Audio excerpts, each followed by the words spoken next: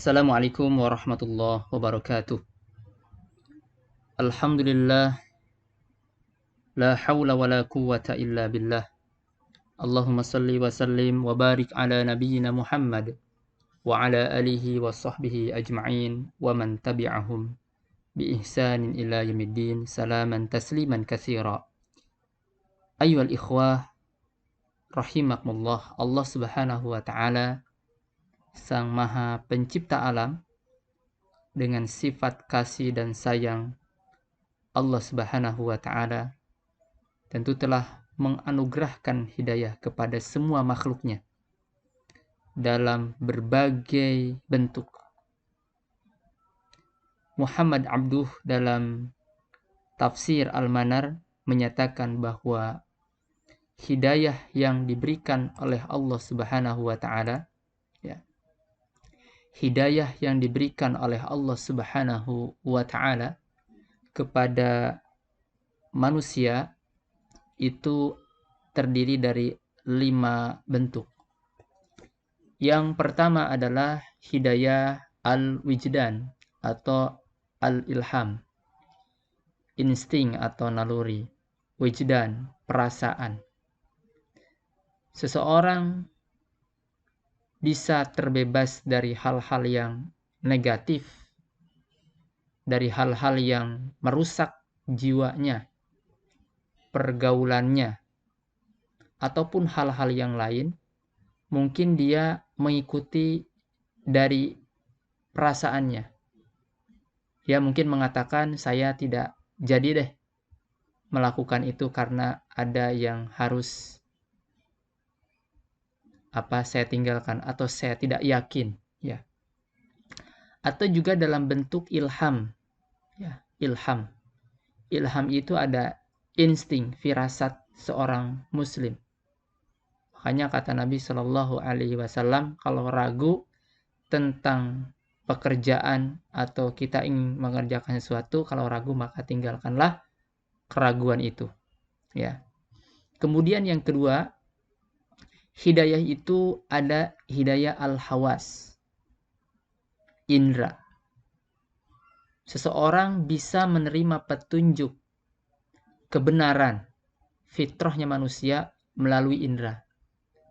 Mungkin melalui pendengaran, seperti siapa? Umar bin Khattab radhiyallahu an menerima hidayah Islam dengan mendengarkan, ya, dengan mendengarkan ayat suci Al-Qur'an dari adiknya Fatimah. Ada orang yang mendapatkan hidayah Islam itu karena penglihatan, ya.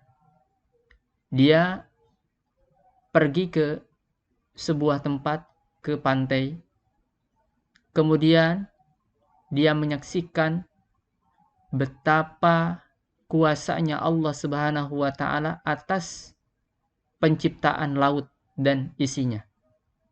Ketika dia melihat gunung, kemudian dia mendakinya, kemudian dia mengatakan, ini bukan ciptaan manusia, tapi ada yang menciptakan.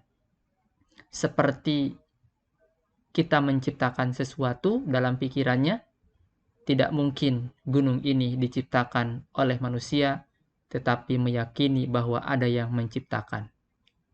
Mungkin dari sesuatu yang diraba, ya, diraba. Seperti sesuatu yang tidak kelihatan. Orang bisa mendapatkan hidayah Islam, hidayah fitrahnya manusia sebagai sebagai muslim, sebagai hamba Allah. Maka dia akan meyakini bahwa ternyata yang kita lihat itu terbatas. Ternyata ada sesuatu yang kecil yang bisa dilihat oleh ilmu pengetahuan dan teknologi. Kemudian ada orang yang mendapatkan hidayah itu karena akal rasio, ya. Kalau kita memperhatikan para ahli politik, ya, yang digandrungi sekarang, misalkan salah satunya adalah Rocky, ya. Akalnya itu membuat setiap yang mendengarkannya itu menerima, ya, menerima bahwa itu adalah sebuah akal atau rasio yang bisa diterima oleh setiap manusia, ya, oleh setiap yang mendengarkannya. Maka ketika Nabi Ibrahim alaihi salam dia menggantungkan, ya, palu besar atau kampak besar di leher patung yang paling besar, kemudian orang-orang pada waktu itu, ya, dia tidak percaya bahwa patung itu merusak patung-patung yang kecil, ya. Kemudian mencari Nabi Ibrahim alaihissalam, karena dia menyangka bahwa pelakunya pasti Ibrahim. Ketika ditanya Nabi Ibrahim, siapa yang melakukan ini? Nabi Ibrahim berkata, coba lihat patung yang besar itu. Bukankah dia telah mengalungkan senjatanya di lehernya? Kemudian mereka pun berkata, tidak mungkin patung yang besar ini bisa merusak patung-patung yang lain, Tuhan-Tuhan kami yang lain. Kalau begitu kenapa kalian menyembah patung-patung itu sedangkan patung-patung itu tidak berdaya? Yang besar saja tidak mampu merusak, apalagi yang kecil. Sahabatku yang dirahmati oleh Allah Subhanahu wa taala. Kemudian yang keempat adalah hidayah al-wahyi atau wahyu agama. Jadi setiap manusia bisa memasuki ke dalam fitrah secara hakiki, masuk ke dalam Islam, ya, masuk ke dalam hamba Allah Subhanahu wa taala, salah satunya dengan wahyu. Wahyu itu apa? Wahyu itu adalah apa yang telah diturunkan oleh Allah kepada Jibril dan kepada Nabi Shallallahu Alaihi Wasallam. Baik ilmu tentang wahyu ini mencakup tentang ibadah, tentang muamalah, tentang sains dan teknologi. Sehingga banyak manusia yang masuk ke dalam Islam karena wahyu, ya, karena wahyu, karena kebenaran Al-Quran yang terkandung di dalamnya. Salah satu contohnya misalkan 1400 tahun yang lalu berbicara tentang janin. Al-Quran telah berbicara tentang janin.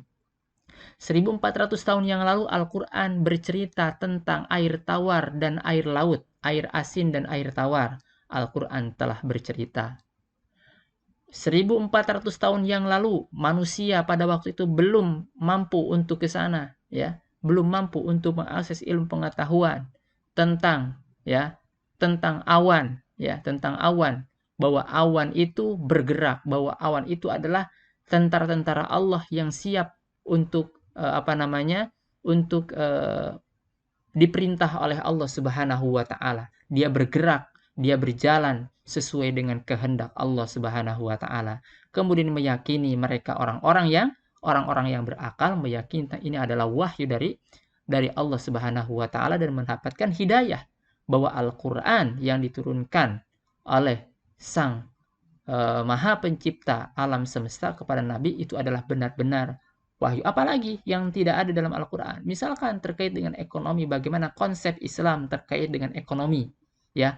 Konsep Islam terkait dengan pendidikan, konsep Islam terkait dengan kesehatan, konsep Islam terkait dengan hal-hal yang sifatnya sifatnya akhirat, juga mungkin berbicara tentang konsep bagaimana menjadi manusia yang hidupnya penuh dengan kebahagiaan. Misalkan konsep pernikahan bagaimana di dalam Al-Qur'an telah termaktub.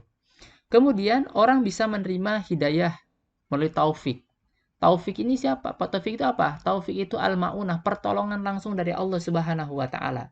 Tidak melalui perantara, tidak melalui ini, kemudian dia masuk ke dalam Islam ini, ya, melalui pertolongan Allah Subhanahu wa taala spontan. Seperti Abu Bakar As-Siddiq, ya, percaya saja kepada Rasulullah Shallallahu alaihi wasallam, ya. Taib, ikhwan fillah rahimakumullah, di dalam tafsir Ahmad Al-Mustafa Al-Maraghi, dalam tafsir Al-Maraghi, beliau menyebutkan bahwa pengertian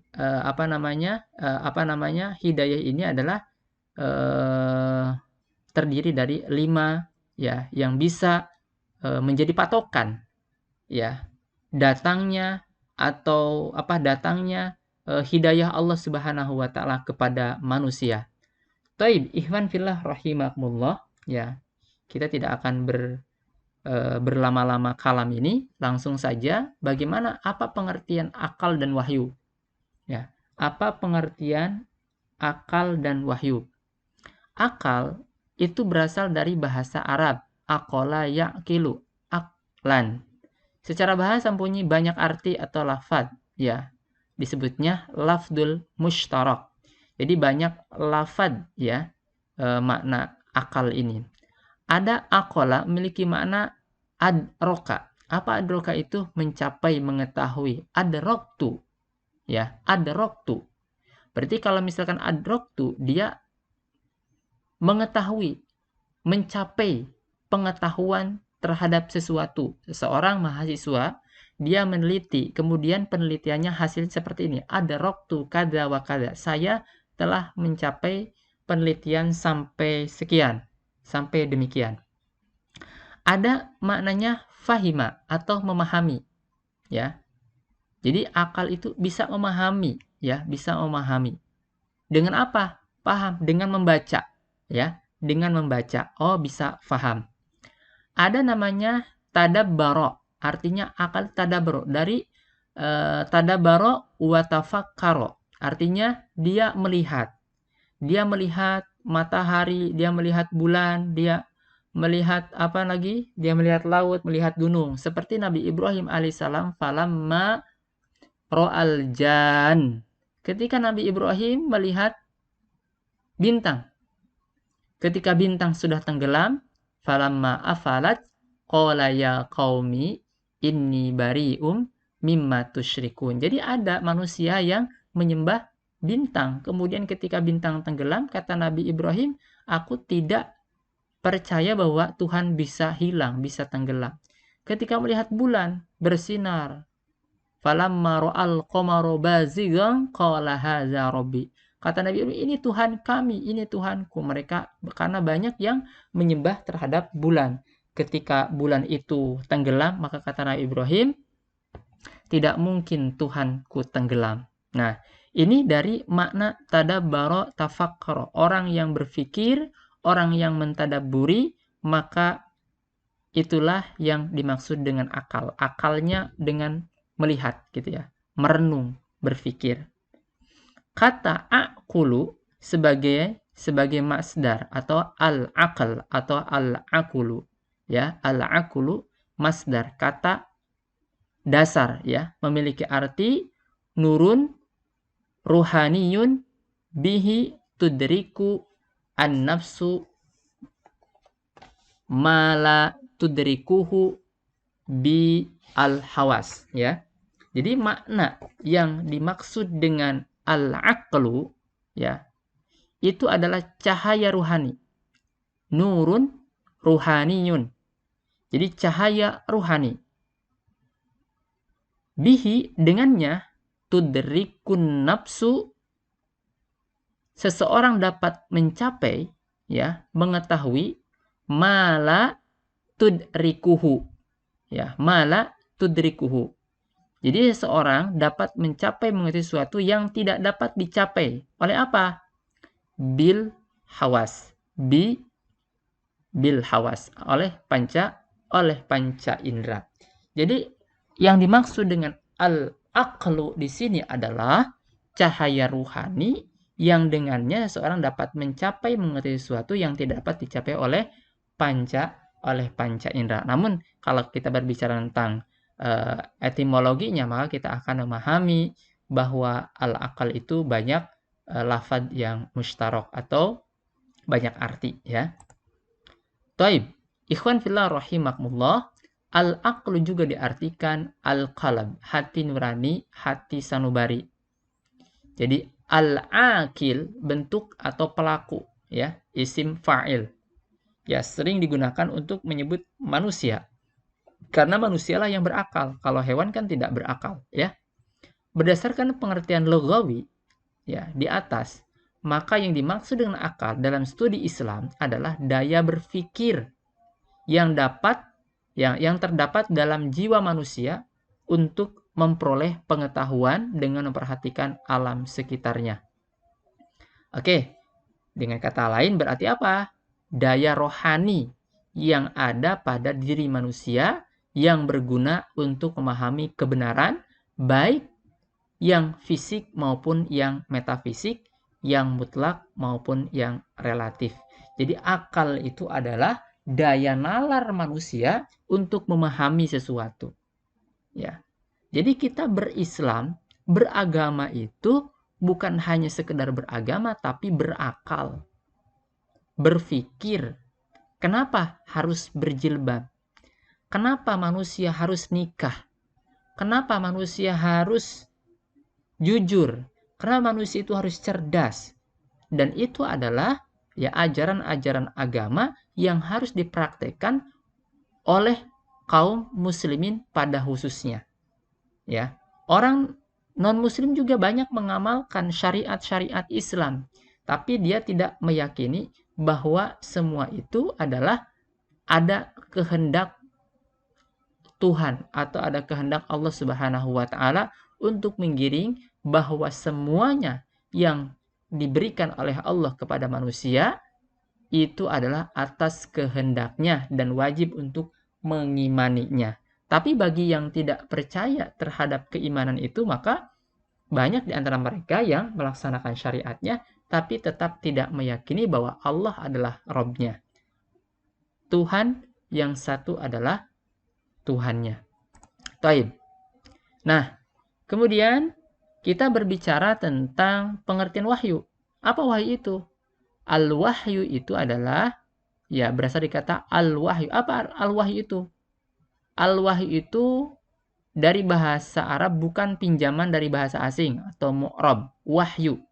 Artinya apa? Suara, api, dan kecepatan. Al-wahyu juga sering diartikan bisikan, isyarat, tulisan, kitab.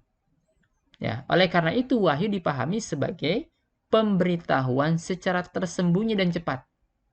Dalam wacana keagamaan Islam, wahyu adalah pemberitaan atau risalah dan ajaran Allah yang diberikan kepada nabi dan rasul Allah Subhanahu wa taala untuk diteruskan kepada umatnya sebagai pegangan dan panduan hidup.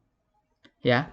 Jadi pahami dulu bahwa wahyu itu adalah sesuatu yang tersembunyi yang diberikan oleh Allah berupa ajaran, panduan kepada umatnya untuk menjadi pedoman hidup, ya, menjadi way of life. Jadi sebagai pedoman hidup manusia. Berbicara tentang apa saja? Berbicara tentang apa saja? Berbicara tentang politik, berbicara tentang ibadah, berbicara tentang utang piutang, berbicara tentang manajemen. Semuanya ada di dalam Al-Qur'an. Baik. Nah, kalau kita pahami istilah akal di dalam Al-Quran, kata al-aqlu dalam Al-Quran disebutkan dalam bentuk fi'il. Fi'il itu di semester 2 kita pahami, itu kata kerja atau yang dimaksud dengan fi'il itu adalah kata kerja.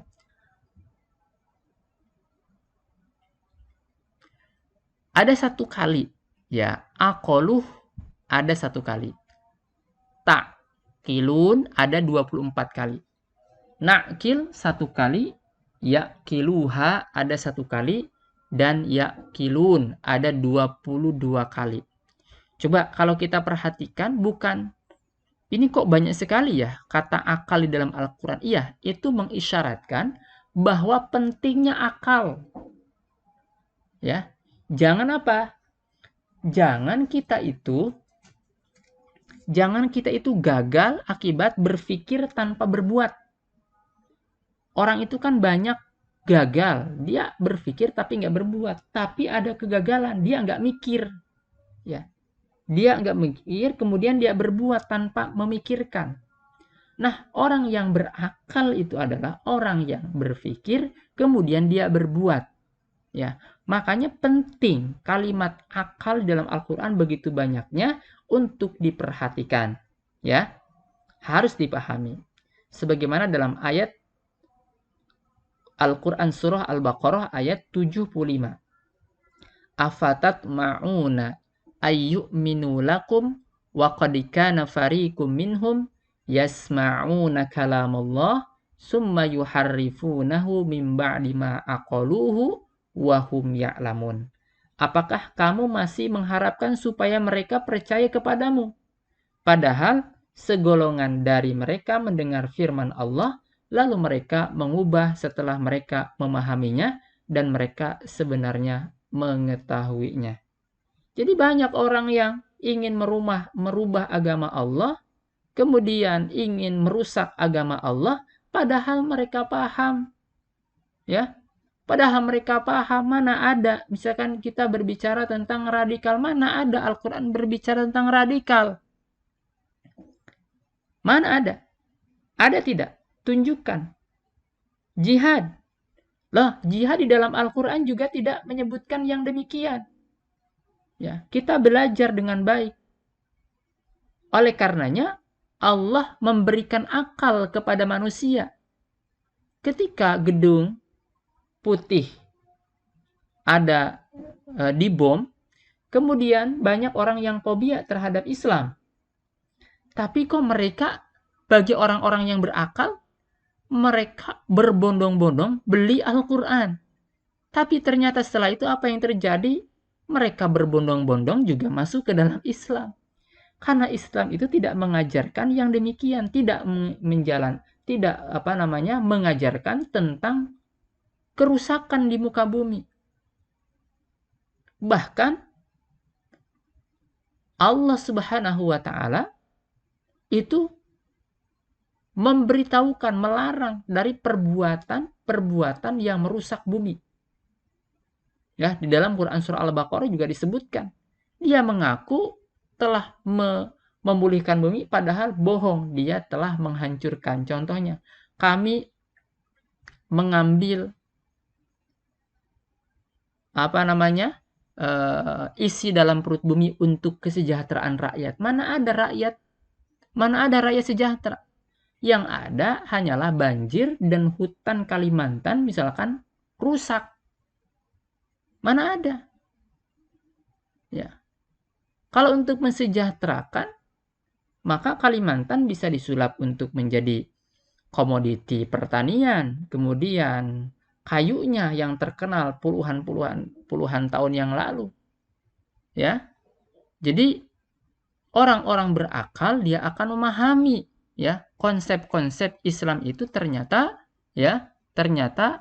rahmat bagi seru sekalian alam. Maka tidak sedikit orang-orang non-muslim masuk ke dalam Islam. Akhibati fillah rahimakumullah. Kemudian di ayat yang lain, kadzalika yubayyinullahu lakum ayatihi la'allakum ta'qilun. Demikian Allah menerangkan ayat-ayatnya. Apa yang dimaksud dengan ayat-ayat Allah? Boleh perhatikan, ayat Allah itu ada ayat qauliyah, yaitu Al-Quran, ya, firman-firman Allah. Ada ayat kauniyah. Ayat kauniyah itu apa? Langit, bumi, ya, bulan, bintang. Semua itu disebut ayat kauniyah. Ya. Semoga kamu mengerti. Semoga kamu mengerti. Artinya apa? Semoga kamu berakal gitu ya. Kita diperintahkan ya. Kita diperintahkan untuk melihat ayat-ayat Allah. Ya. Huwallazi ja'ala syamsa diya'an wal qamara nuran, gitu ya. Dia Allah telah menjadikan matahari bersinar dan matahari bersinar dan bulan bercahaya. Kemudian selanjutnya lita'lamu adadas sinin, untuk mengetahui bilangan tahun dan bilangan hari, bilangan hisab. Itu 1400 tahun yang lalu itu berbicara tentang hisab, ilmu falak, tentang antariksa. Islam telah membenarkan. Afala ta'qilun, apakah kalian tidak berakal? Kemudian surah Al-Mulk, wa qalu law kunna nasma'u aw na'qilu ma kunna fi ashabis sa'ir. Mereka berkata, sekiranya kami mau mendengar dan mau mengerti, tidaklah kami menjadi penghuni neraka syair. Coba, bagi yang non-muslim, apa jeleknya Islam itu, apa yang ada di pikiran Anda? Misalkan begitu. Justru orang Islam sendiri yang tidak mengerti, ya, yang tidak mengerti harus terus belajar. Karena banyak orang-orang non-muslim, ribuan, jutaan tiap hari, tiap tahun memeluk ke dalam Islam. Memeluk agama ini, memeluk kepercayaan ini. Karena kepercayaan yang dibawa oleh Muhammad SAW itu untuk menyempurnakan kebahagiaan dunia maupun kebahagiaan nanti bertemu dengan Allah. Banyak nanti sekiranya kami mau mendengar, mau mengerti, ya, berarti paham mereka, paham. Yuk kita berdiskusi tentang apa saja tentang Islam. Apa yang tidak paham? Apa yang membuat tidak paham kita? Semuanya mengerti, semuanya paham. Makanya ini adalah sebuah ayat di dalam Al-Quran mengumpamakan, ya, perumpamaan. Orang yang sudah masuk ke dalam nerakanya Allah Subhanahu wa Ta'ala, ya, dia mengatakan sekiranya kami mau mendengar dulu, mau mengikuti ajaran Muhammad sebagai penyempurna nabi, sebagai kitab yang dibuat terakhir. Kemudian kami mau mengerti tentang apa yang ada di dalamnya. Ya, makanya banyak orang yang mau mengerti Islam kemudian dia masuk ke dalam Islam. Tidaklah kami menjadi penghuni neraka. Jadi ini sudah isyarat bahwa mereka akan mengerti nanti bahwa semuanya itu kesalahan dia sendiri, ya. Wa tilkal amsalu nadribuha linnas wa ma ya'qiluha illal alimun. Demikianlah perumpamaan-perumpamaan, ya, kami buat bagi manusia, tetapi yang dapat memahaminya hanyalah orang-orang yang mengetahui. Jadilah para mahasiswa yang berakal, yang mau berpikir, jangan copy paste, mau berencana, ya, mau berpikir bagaimana cara mendapatkan harta yang baik, bagaimana cara yang halal, bagaimana cara makan yang halal, bagaimana bergaul dengan baik, bagaimana belajar menjadi mahasiswa yang baik dan seterusnya. Taib ikhwan fillah rahimakumullah, tentu pelajaran kajian kita pada akal dan wahyu ini sangat banyak sekali. Namun video ini mudah-mudahan menjadi penyambung lidah saya kepada antum semuanya yang ada di rumah. Semoga bermanfaat. Jika ada yang harus didiskusikan, kita diskusikan pada bab ini. Hadanallahu wa iyyakum ajma'in. Nasrun minallah wa fathun qarib. Wassalamualaikum warahmatullahi wabarakatuh.